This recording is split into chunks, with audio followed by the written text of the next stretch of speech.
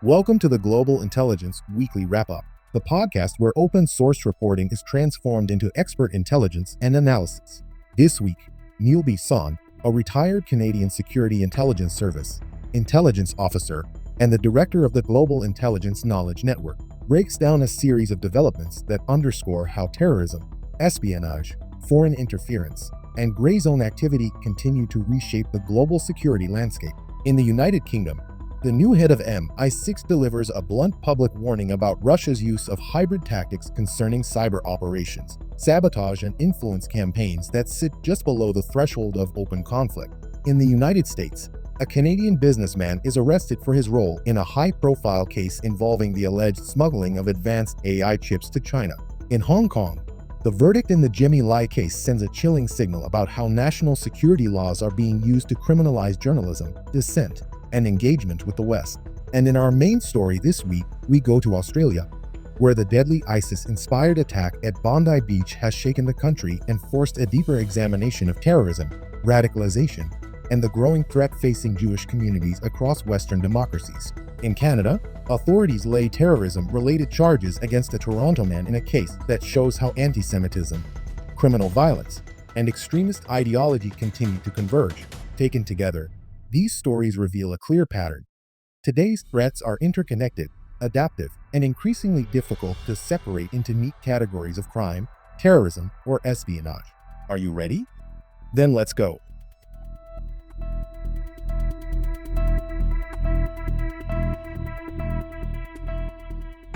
Hello, and welcome back to the Global Intelligence Weekly Wrap-Up. I'm your host, Neil Bisson, a retired intelligence officer with CSIS and the director of the Global Intelligence Knowledge Network. Each week, I provide analysis and intelligence from open-source reporting on terrorism, national security, espionage, and foreign interference, so you can have a better understanding of the threats to your country, your career, and your safety.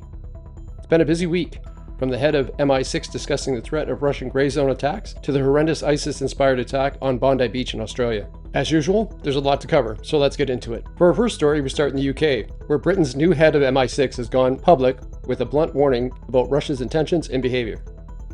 In her first speech since taking the role, MI6 chief laid out how Moscow is using a mix of traditional espionage, hybrid tactics, and emergent technologies to challenge Western security, and why the threat is not theoretical, but ongoing. The speech was delivered on December 15th by Blaise Metrelli, who assumed leadership of the Secret Intelligence Service in October.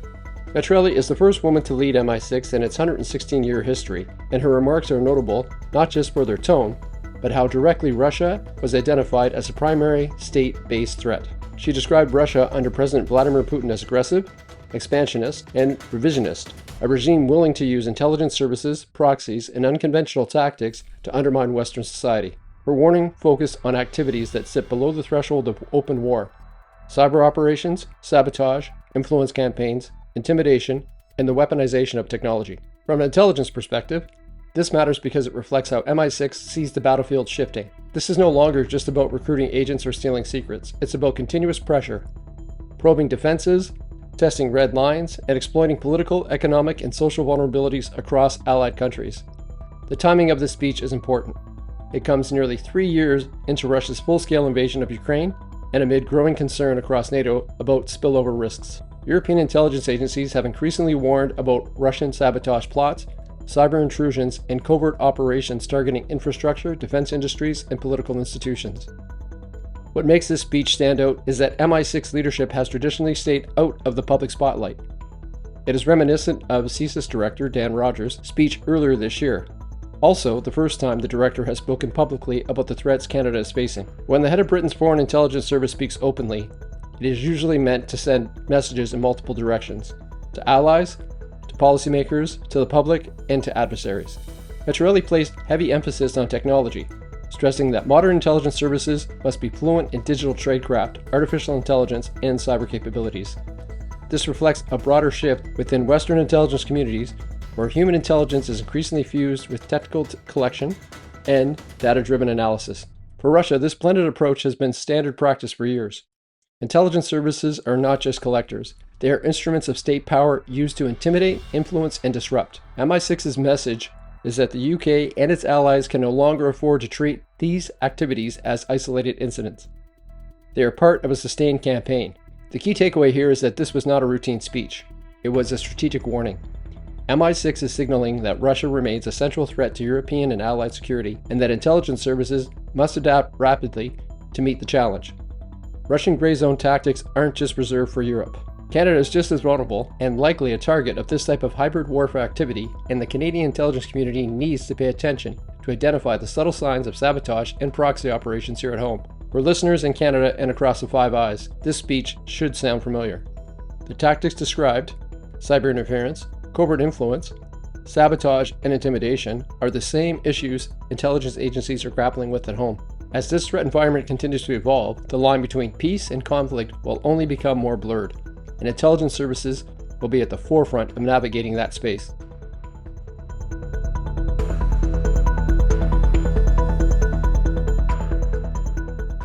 We head to the United States for our next story, which highlights how economic crime, export controls, and national security are now deeply intertwined.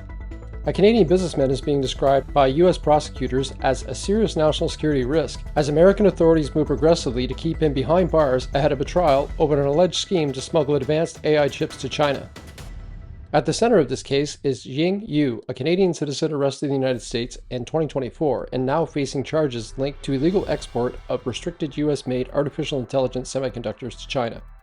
Prosecutors argued that Yu played a key role in attempting to bypass U.S. export controls designed to prevent sensitive technology from reaching China's military and intelligence sectors. U.S. authorities have gone to the unusual length of opposing his release on bail, describing him as both a flight risk and a national security danger. Court filings outlined concerns that if released, Yu could flee the country, destroy evidence, or continue facilitating access to controlled technology.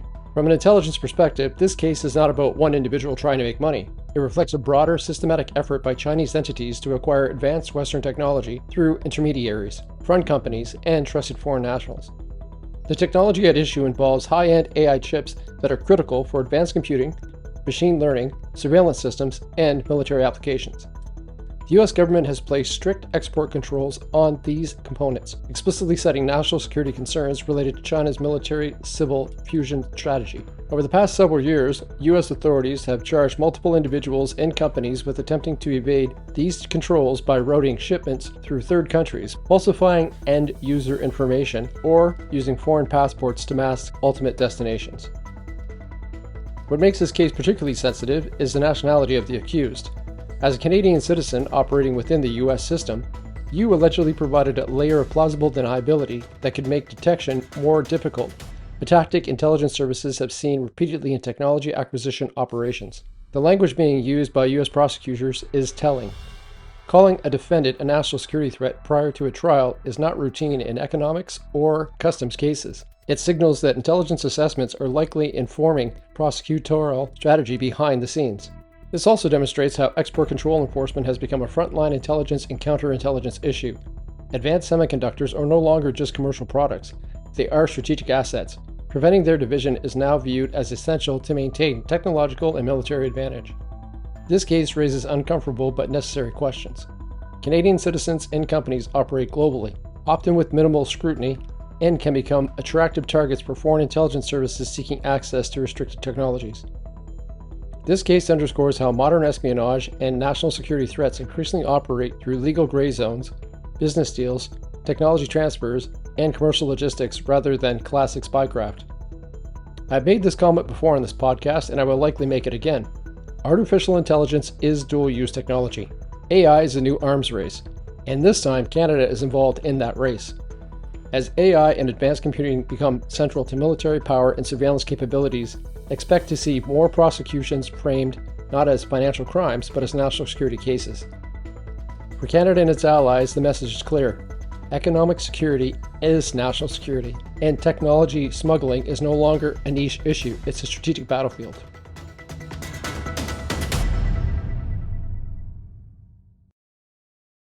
We head to Hong Kong for our next story that focuses on the use of their national security legislation as a political weapon. Media tycoon and pro-democracy activist Jimmy Lai has received a verdict in his long-running national security case, marking a pivotal moment in Beijing's crackdown on dissent and press freedom in the territory. Jimmy Lai, now in his late 70s, was found guilty under Hong Kong's sweeping national security law. legislation imposed by Beijing in 2020 following months of pro-democracy protests. Lei, the founder of now-defunct Apple Daily newspaper, has been in custody since December of 2020, spending years behind bars while facing multiple prosecutions. Prosecutors accused Lei of collusion with foreign forces and using his media platform to promote sanctions and international pressure against China and Hong Kong authorities. The court's decision confirms what many observers feared from the outset, that the legal outcome was largely predetermined once the national security charges were laid. From an intelligence and security standpoint, this case is not simply about one individual. It demonstrates how national security laws are being used to criminalize political expression, journalism, and engagement with foreign governments.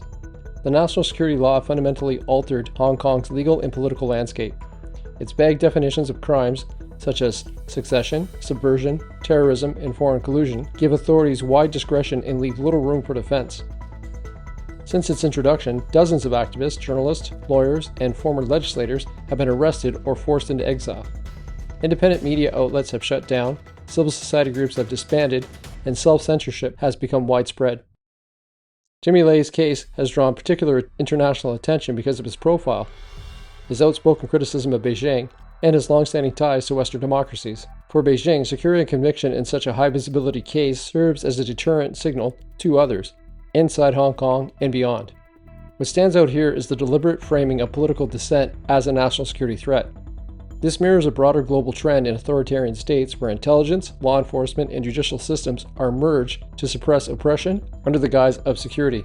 The use of national security legislation allows authorities to bypass traditional legal safeguards, restrict public trials, and limit access to defense counsel.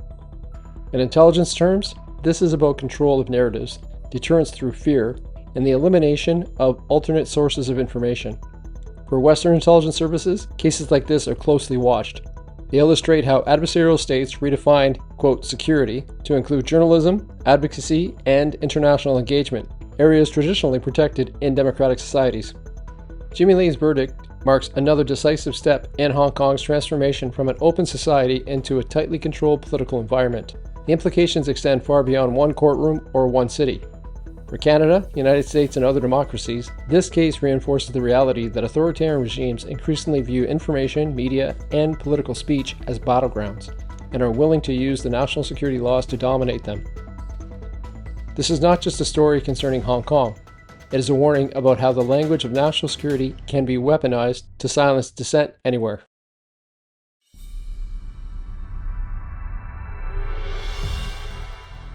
This week's main story takes us to Australia, where a deadly terrorist attack at Bondi Beach has shaken the country and raised renewed concerns about the rise in terrorism, extremism, and the targeting of Jewish communities in Western democracies.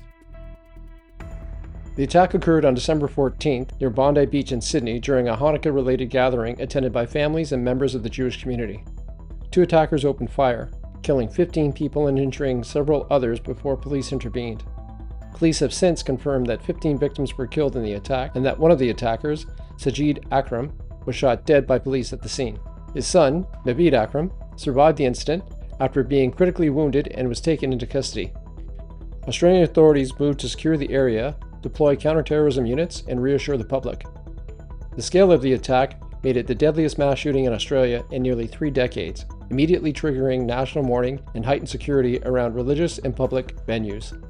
From an intelligence standpoint, the location and timing were not accidental. Bondi Beach is a symbolic, high-visibility public space, and the event being targeted carried religious and cultural significance. This combination is consistent with attacks designed not only to kill, but to send a message and generate fear far beyond the immediate victims. Australia has largely avoided mass casualty terrorist attacks in recent years, but its intelligence services have repeatedly warned about lone actor or small cell extremism, particularly linked to overseas ideological movements. Jewish institutions in Australia have already been operating under elevated threat levels following the October 7th attacks in Israel and subsequent global tensions. What stands out here is how quickly authorities characterized the incident as terrorism rather than random violence. This suggests early intelligence indicators and evidence recovered at the scene pointed toward ideological motivation. Attacks like this are designed to test public confidence and force governments into reactive security postures. They also serve as propaganda tools for extremist movements, even when those movements are not directly operationally involved. For intelligence agencies, the challenge is not only prevention, but managing the aftermath, countering narratives, protecting communities, and preventing follow-on attacks inspired by the same ideology. The Bondi Beach attack is not an isolated tragedy.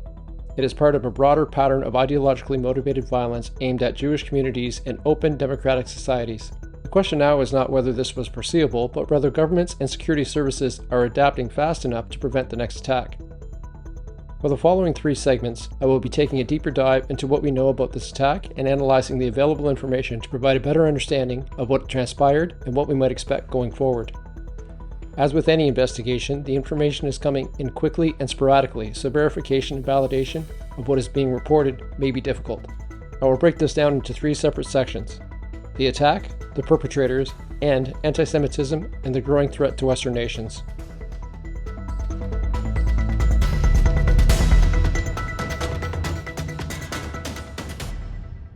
Let's begin by breaking down what we know about the attack. The incident has been categorized as an act of terrorism and has reignited global concerns about the targeting of Jewish communities and the evolving threat environment facing Western democracies.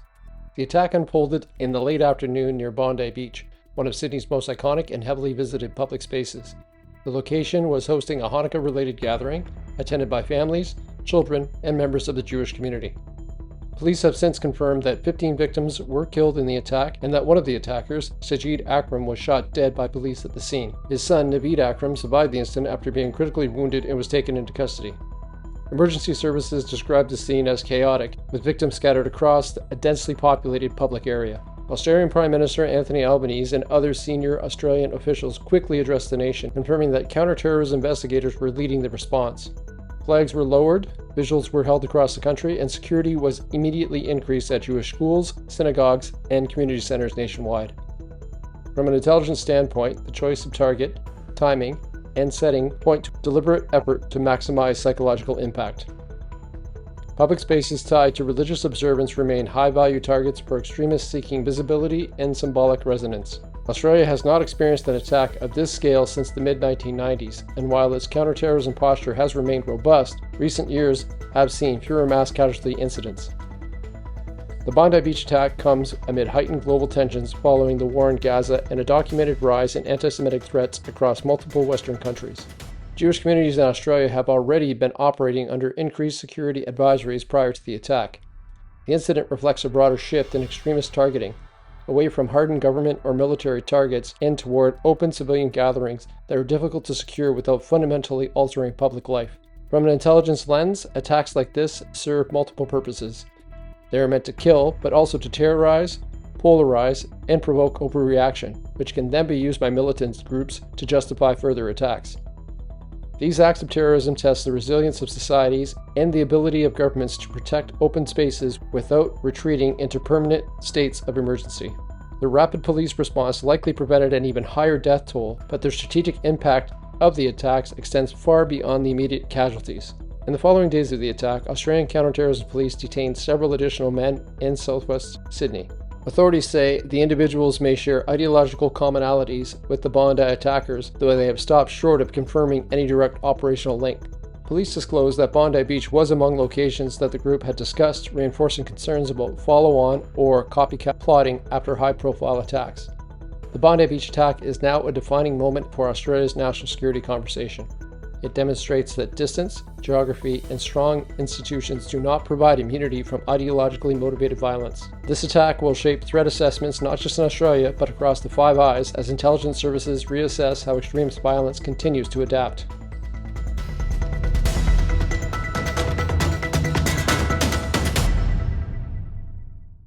Here's what we know about the perpetrators. As the investigation into the Bondi Beach attack has progressed, Australian authorities have released more detailed information about the individuals responsible. What emerges is a case that reflects the evolving profile of ideologically motivated terrorism, one rooted in radicalization, access to weapons, and exploitation of systemic blind spots. Australian police have identified the attackers as a father and son duo, Sajid Akram, age 50, and his son, Naveed Akram, age 24.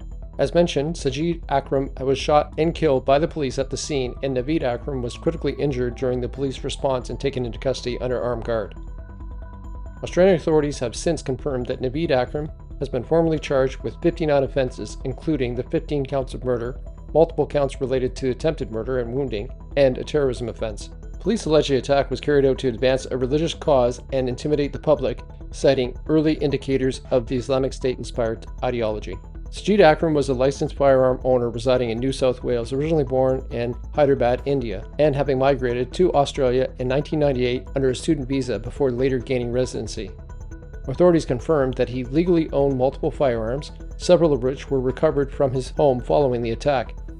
The fact that a licensed gun owner was able to carry out a mass casualty attack highlights how ideological risk can go undetected even within highly regulated firearm systems. Naveed Akram, an Australian citizen, had previously come to the attention of security agencies as early as 2019, though not at a level that the authorities stated had warranted sustained surveillance.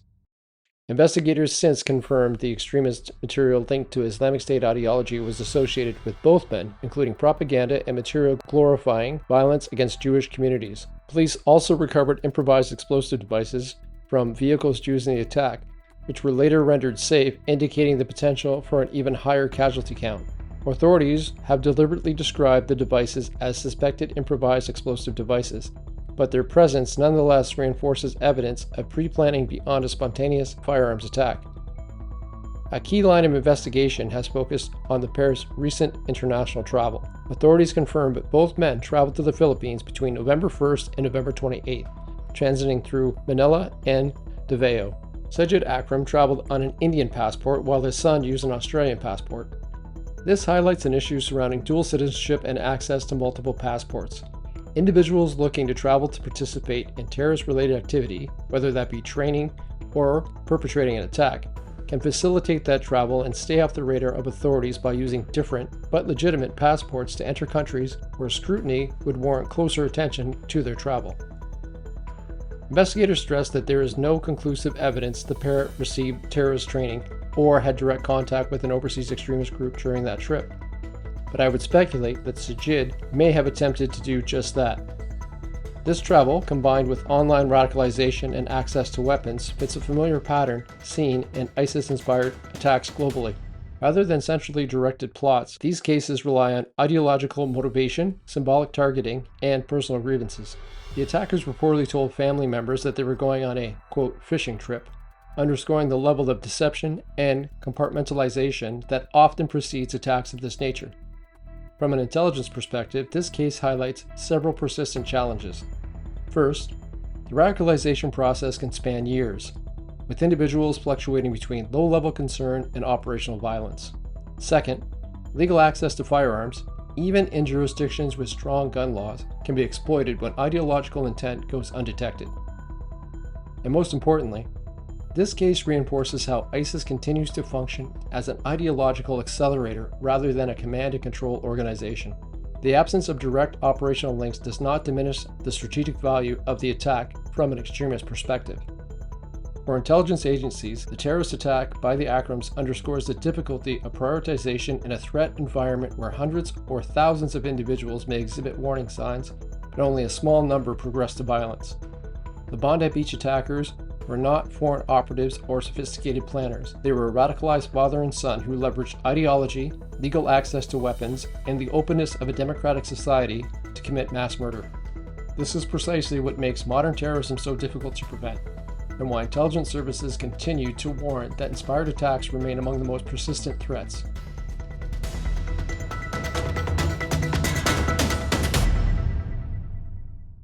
We can't discuss the Bondi Beach attack without addressing the larger issue of antisemitism and the threat to Western nations. The Bondi Beach attack must be understood within a much broader and deeply troubling trend. Across Western democracies, anti-Semitic incidents are rising sharply, and in some cases escalating from threats and vandalism to planned or executed acts of mass violence.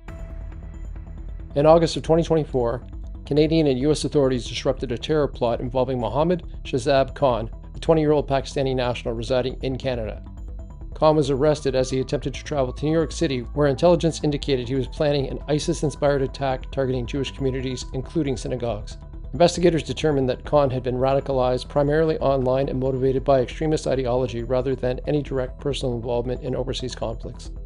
The case was particularly concerning for Canadian authorities because it demonstrated how domestic radicalization can translate into cross-border threats relying on freedom of movement and open societies to operationalize violence. In the United States, recent anti-Semitic attacks have underscored the same threat trajectory. In one particularly disturbing incident, a lone individual entered a Jewish religious setting and set congregants on fire, causing serious injuries and reinforcing fears that religious spaces, once considered relatively safe, are now viewed by extremists as legitimate targets. These cases, combined with the Bondi Beach attack, reveal a consistent pattern. Jewish communities are being deliberately selected for their symbolic value, visibility, and perceived vulnerability. Since late 2023, law enforcement and intelligence agencies across Canada, the United States, Europe, and Australia have reported significant increases in anti-Semitic incidents. These range from harassment, vandalism, and threats to arson plots, assaults, and attempted mass casualty attacks. What is particularly alarming is the convergence of ideologies driving this violence. Jihadist extremism, far-right conspiracy theories, and grievance-driven lone actor violence increasingly overlap in their targeting of Jewish communities. Global events, particularly conflicts in the Middle East, are used to justify violence against civilians who have no direct connection to these conflicts. Extremist propaganda frames Jewish individuals and institutions as legitimate stand-ins for broader geopolitical grievances, eroding long-standing norms that once separated political conflict from civilian life. From an intelligence perspective, anti-Semitism has become a powerful mobilizing tool for extremists. It provides a clear ideological enemy, emotional grievance, and highly visible targets that guarantee media attention and social impact. These attacks are not just an expression of hate, they're strategic acts. They are designed to instill fear, fracture social cohesion, and force governments into reactive security postures that strain democratic norms. For Canada, the implications are direct and immediate. The disrupted New York plot demonstrates how individuals radicalized domestically can pose threats internationally, reinforcing the importance of intelligence sharing, early intervention, and proactive threat disruption. The Bondi Beach attack should be viewed as part of a broader warning pattern. Anti-Semitism is no longer confined to rhetoric, graffiti, or online abuse. It is increasingly being operationalized by individuals willing to commit extremist violence. For Western democracies, the challenge is twofold: protecting vulnerable communities while confronting the ideological ecosystems that continue to normalize and encourage this violence. Failing to address either side of that equation risks allowing this trend to accelerate.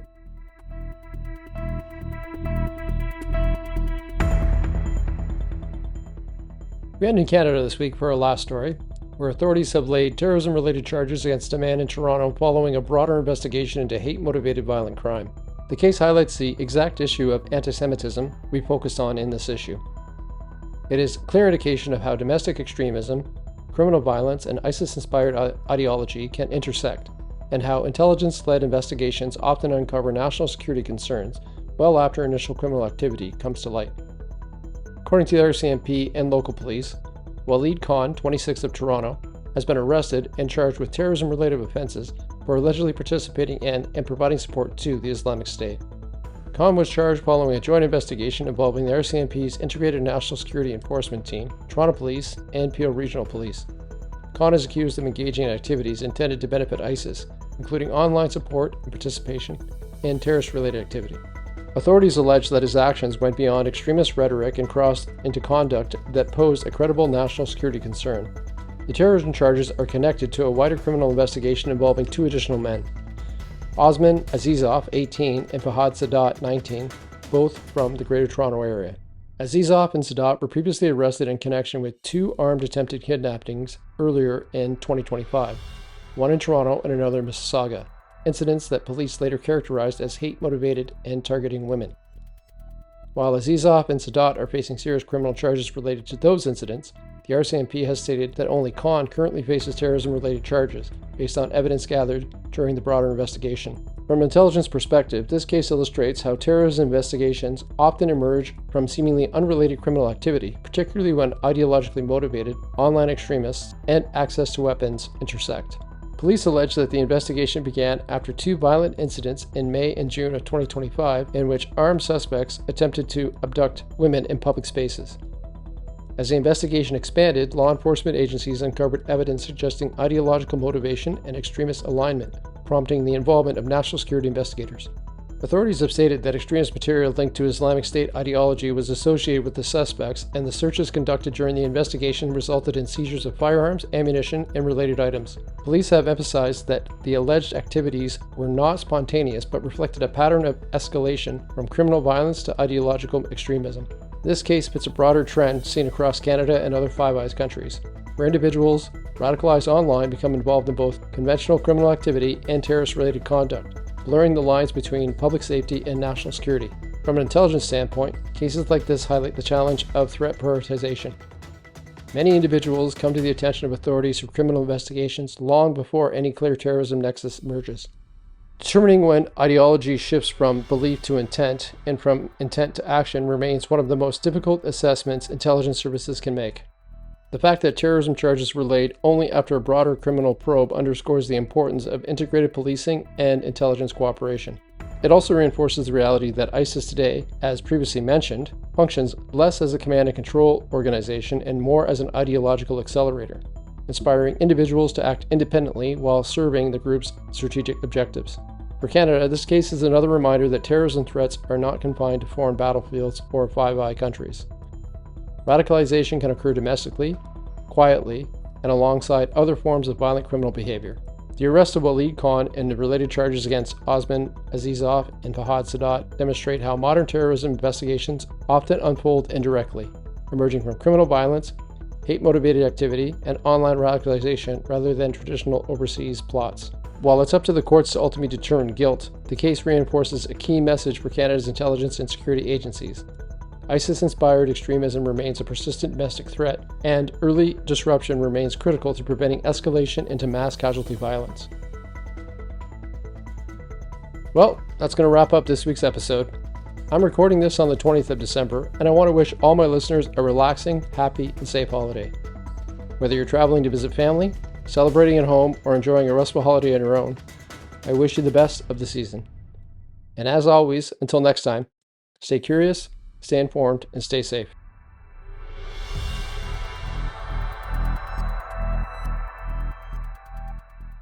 That wraps up this week's Global Intelligence Weekly Wrap-Up.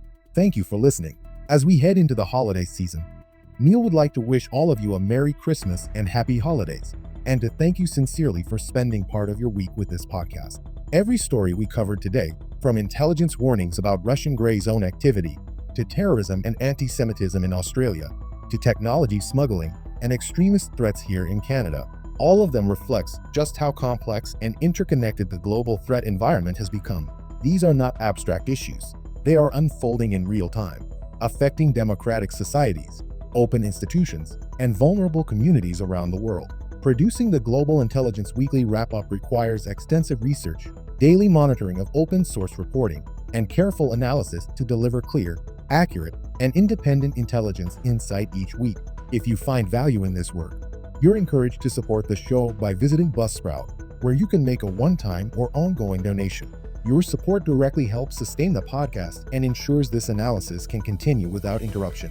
Don't forget to subscribe, share the podcast with others, and leave a review. It helps more listeners discover the show. And as Neil always reminds us, stay curious, stay informed, and stay safe.